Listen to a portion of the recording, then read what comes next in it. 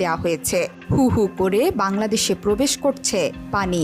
স্মরণকালের ভয়াবহ বন্যার কবলে ফেনী অঞ্চল। এরই মধ্যে বানের তোড়ে ডুবে গেছে ফেনীর ৩টি উপজেলা। পানির নিচে ফুলগাজী, পরশুরাম, ছাগলনাইয়ার শতাধিক গ্রাম। একই সাথে টানা বর্ষণ এবং ত্রিপুরার বাঁধ খুলে যাওয়ায় মুহুরী, কহুয়া, সিলোনিয়া নদীর বন্যা নিয়ন্ত্রণ বাঁধের ভাঙা অংশ দিয়ে লোকালয়ে প্রবেশ করছে পানি। স্থানীয়রা বলছেন, এমন বন্যা আগে কখনো দেখেননি তারা। আমাদের এলাকায় এই পরিমাণ পানি আর জীবনে কখনো দেখি নাই।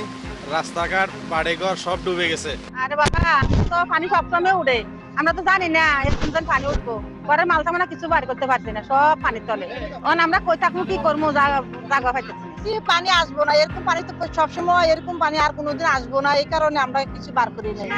শুধু আমাদের ছেলে মেয়েদের নিয়ে খালি পরনে কাপড় লইতে বাড়িয়ে গেছে। টানা 4 দিনের ভারী বৃষ্টি ও ভারতের উজান থেকে নেমে আসা